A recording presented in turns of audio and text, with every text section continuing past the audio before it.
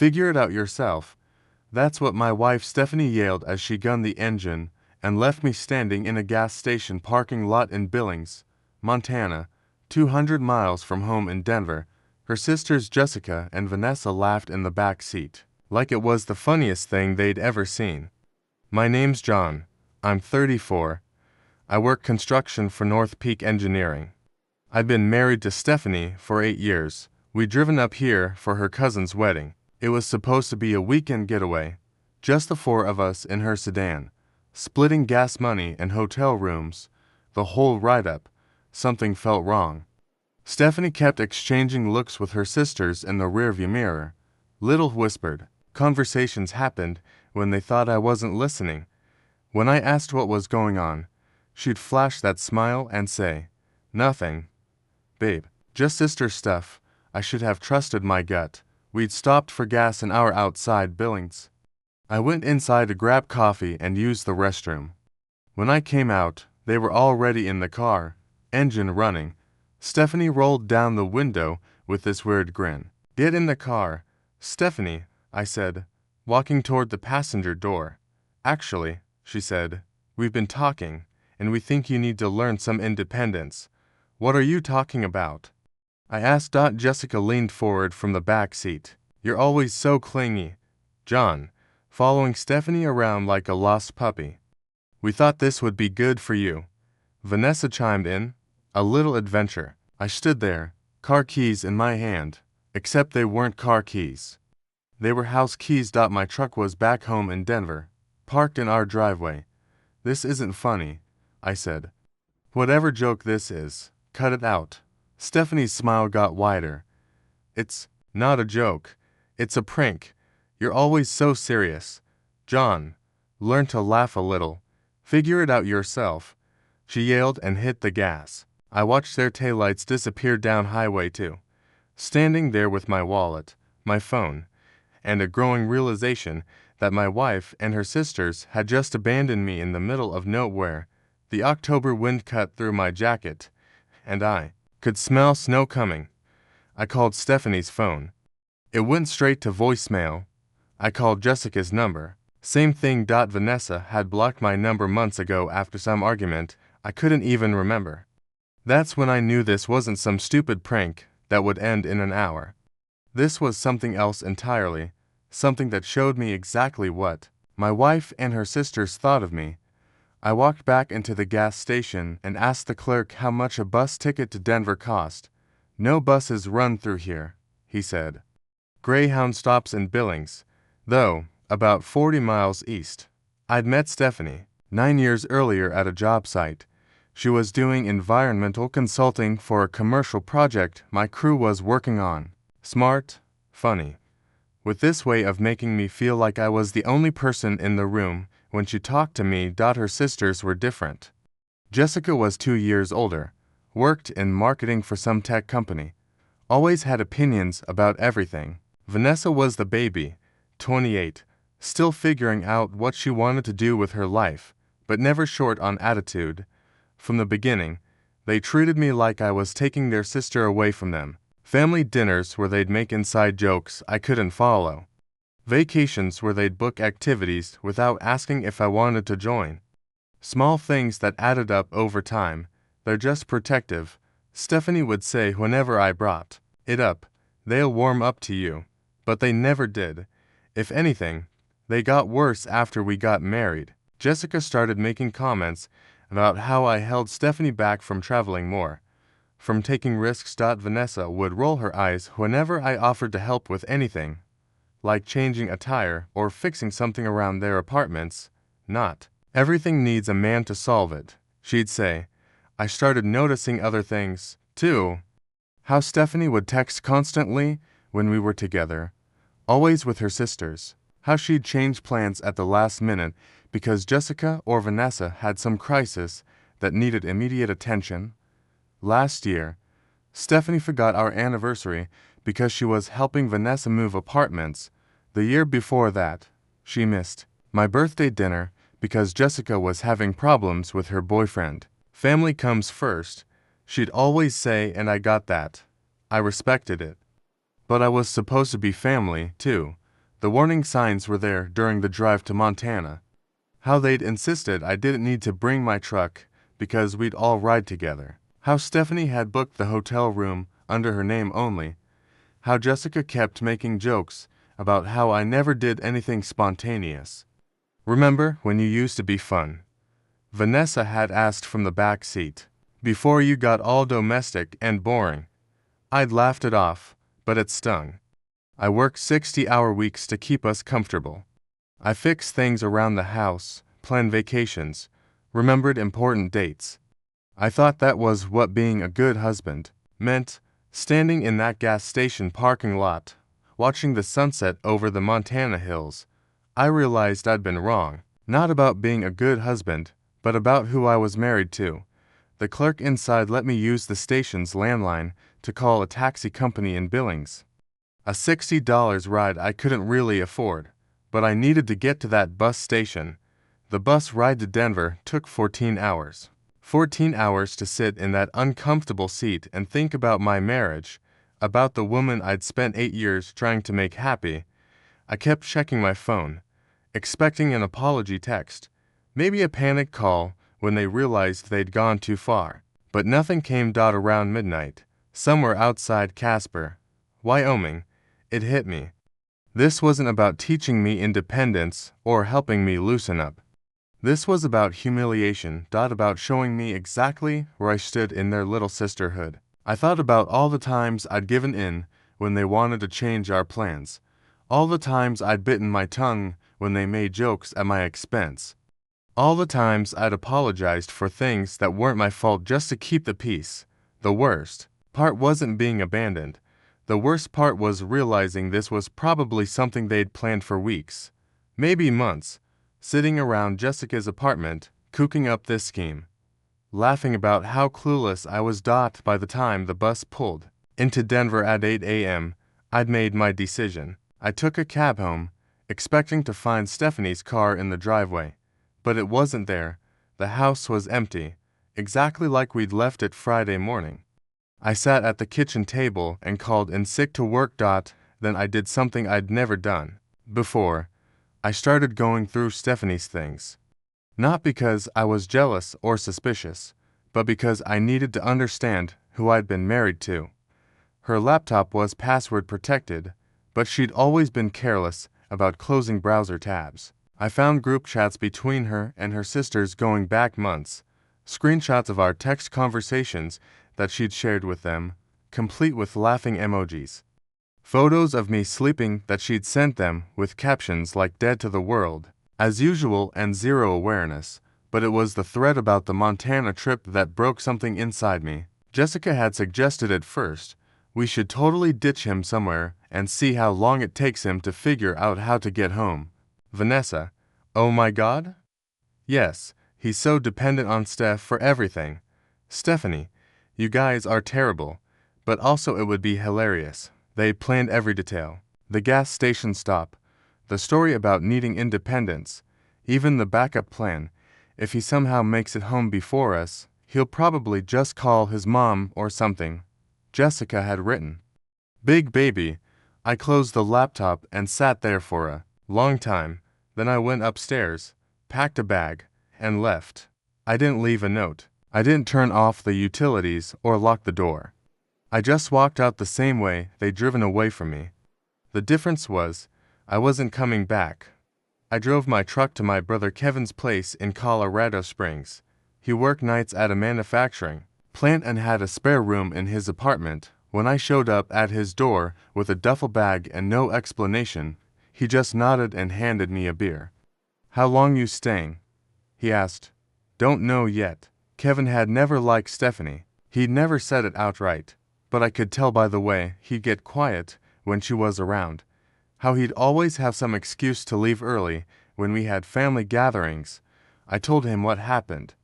All of it, the prank, the group chats, the months of planning behind my back. Jesus, John, he said when I finished. You're better off without her. Monday morning, I called my supervisor at North Peak and requested a transfer to a project in Colorado Springs. We'd been short-handed on a hospital renovation, and they needed experienced guys. My boss didn't ask questions, just said I could. Start Wednesday. Tuesday afternoon, my phone started ringing. Stephanie was back. I let it go to voicemail. Then listened to the message. John, where are you? I come home and you're just gone. That's not like you. Call me back. We need to talk about this. No apology. No acknowledgement of what she'd done. Just confusion that I'd had the nerve to disappear on her. I blocked her number. An hour later, Jessica called. I blocked her, too. Then Vanessa, blocked, but they were clever. They started calling from other numbers. Stephanie's work phone. Numbers I didn't recognize. Always the same message. I was overreacting. It was just a joke. I needed to come home so we could work this out. Thursday, Kevin came home from his shift with a weird look on his face. Your wife's here, he said. She's sitting in her car outside. I looked out the window. There was Stephanie's sedan parked across the street. She saw me in the window and got out, walking toward the apartment building. I met her in the lobby before she could knock on Kevin's door. John, thank God, she said, reaching for me. I've been so worried. I stepped back. What do you want? Stephanie, I want you to come home. I want us to talk about this like adults. Talk about what? How you abandoned me 200 miles from home. How you and your sisters planned it for months. Her face changed. The concerned wife act dropped for just a second, and I saw something else underneath. Irritation. Like I was being unreasonable. It was a prank. John, you're acting like we committed a crime. You left me stranded. You laughed about it. You planned it for months, because you needed it, she said. And there it was, the real reason. You're so dependent, so clingy, we thought. If you had to figure something out on your own for once, maybe you'd grow up a little. The lobby was quiet except for the fluorescent lights humming overhead. I looked at this woman I'd been married to for 8 years and realized I didn't know her at all. I'm not coming home, I said. Don't be ridiculous. You can't just disappear, because your feelings got hurt. Watch me. I turned and walked back to the elevator. She followed, talking faster now, making promises, threats, explanations that didn't make sense, but I stopped listening. When the elevator doors closed, she was still talking. Friday morning, I got a text from a number I didn't recognize. This is Jessica. Stephanie's really upset. You need to fix this. I showed it to Kevin over coffee. Change your number, he said. So, I did. 3 weeks later, I was settling into my new routine, work at the hospital site during the day, helping Kevin with his truck on weekends, learning what it felt like to make decisions without checking with someone first. I'd found a small apartment on the south side of Colorado Springs. Nothing fancy, but it was mine. No shared decisions about furniture or paint colors. No compromise on which shows to watch or what to have for dinner. For the first time in years, I felt like myself again. That's when my mother called. John, honey. Stephanie came by the house. I'd been avoiding my parents' calls, not ready to explain the separation yet. But apparently, Stephanie had no such hesitation. What did she tell you? I asked. She said you're having some kind of breakdown. That you disappeared after a family trip and won't answer her calls. I could hear the worrying in my mother's voice. Mom had always liked Stephanie. Thought she was good for me, stable, responsible. It's not a breakdown. Mom, we're having problems. What kind of problems that can be worked out? I didn't want to get into details. Didn't want to explain the group chats or the planning or the months of subtle cruelty that had led up to that moment in Montana. It would sound petty, like I was overreacting to a joke. I'll call you later. Mom, I need to think about some things.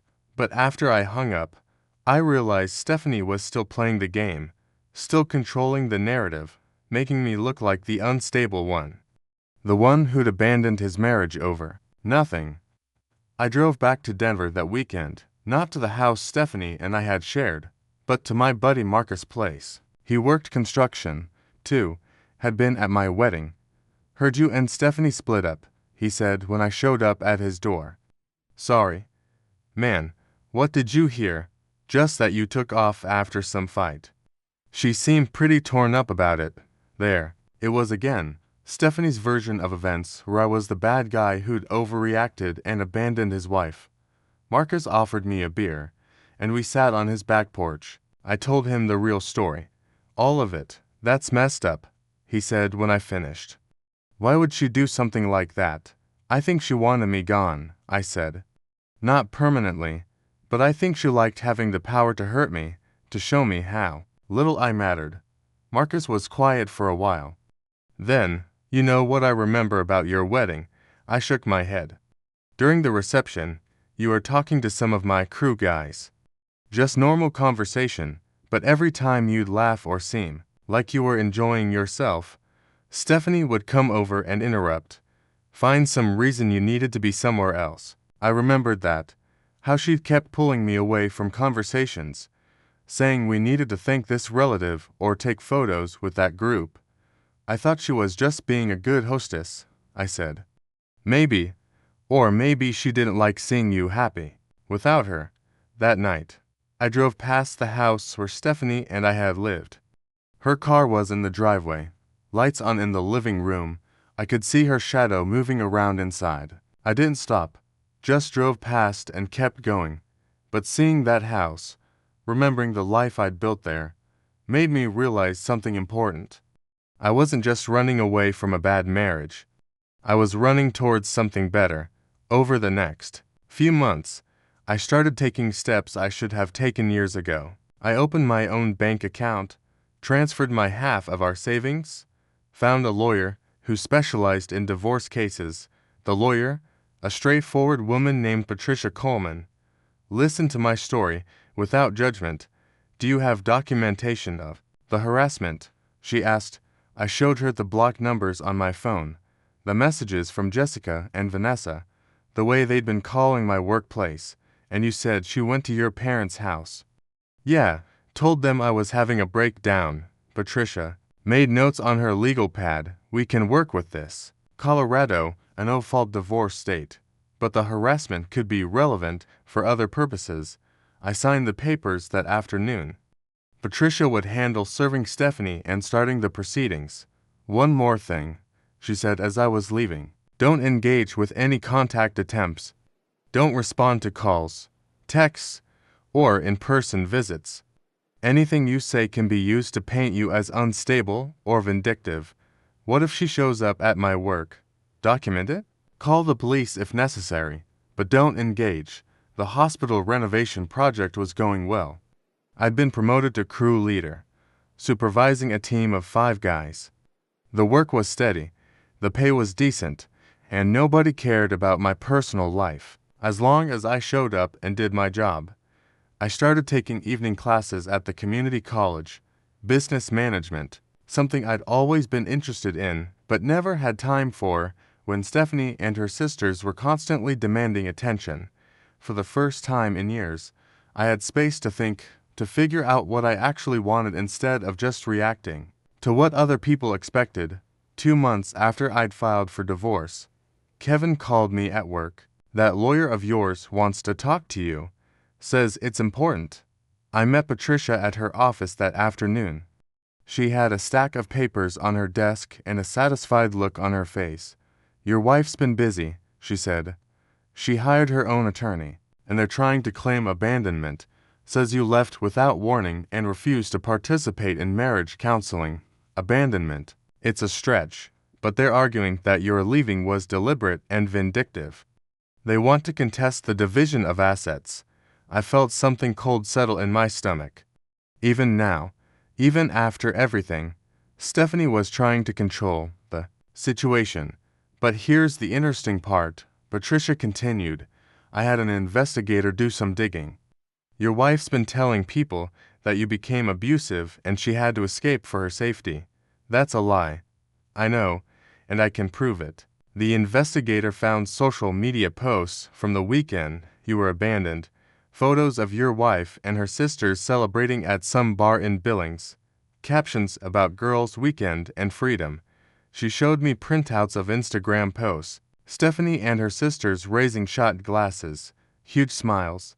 Posted at 11 p.m. the same day they'd left me at that gas station. This destroys their narrative, Patricia said. They can't claim they were afraid of you while simultaneously celebrating your absence. I stared at the photos. In one of them, Jessica was wearing my Denver Broncos cap, the one I'd left in the car when I went into the gas station. There's more, Patricia said. The investigator also found the group chat messages. Your wife was careless about her privacy settings. She handed me another stack of papers.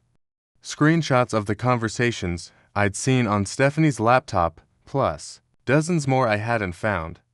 Months of planning, laughing about my reactions, making baits about how long it would take me to crawl back home. We file our response tomorrow, Patricia said. And then we end this. The divorce hearing was scheduled for a Tuesday morning in March. I wore my best suit, the one I'd gotten married in 8 years earlier. Stephanie sat at the other table, with her attorney, a sharp-dressed man who looked like he charged by the hour. She'd lost weight, looked tired. When our eyes met across the courtroom, she tried to smile, like we were still on the same team. Her attorney went first, painted me as an unstable husband who'd abandoned his wife after a minor disagreement. He said I'd disappeared without warning, refused counseling, and was trying to punish Stephanie for a harmless prank. Your Honor, Mr. John Thompson was clearly looking for an excuse to leave his marriage. He used a simple misunderstanding between family members as justification for abandoning his responsibilities. Patricia stood up when it was our turn. She was calm, professional, deadly.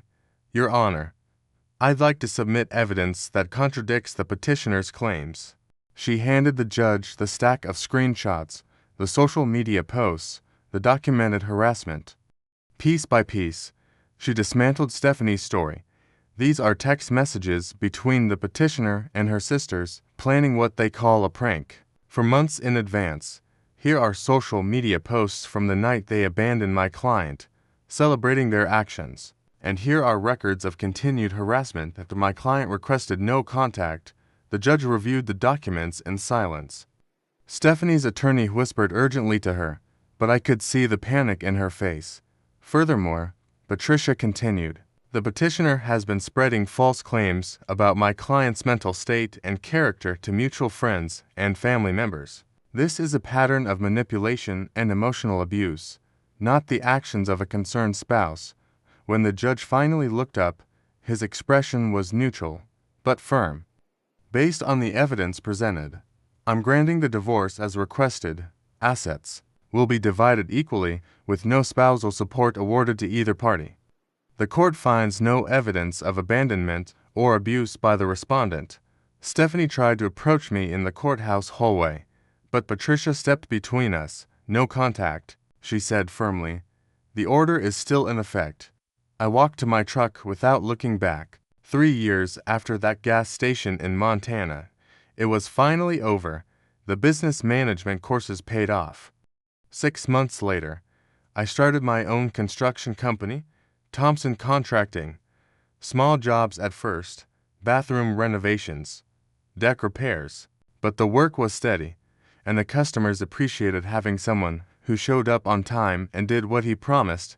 Kevin became my first employee. Then Marcus joined us when word got around that we were honest contractors who didn't cut corners. I bought a small house on the west side of Colorado Springs.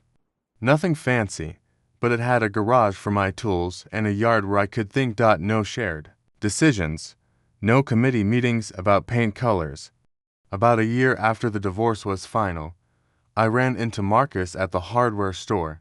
You hear about Stephanie? He asked. I hadn't thought about her in months. What about her? Divorced again. Married some guy from her work 6 months after your divorce was final. Lasted about a year. I picked up the screws I'd come for and headed toward the checkout. Don't you want to know what happened? Marcus called after me. Not really. And I meant it. Stephanie and her sisters eventually faced the consequences of their actions. Jessica lost her marketing job after her harassment of me created civility issues for her company. Vanessa's attempts to spread false stories about me backfired when mutual friends compared notes and realized she was lying. Stephanie's quick remarriage and subsequent divorce damaged her reputation in our old social circle, leaving her increasingly isolated from the very people she tried to impress. Some lessons can only be learned the hard way.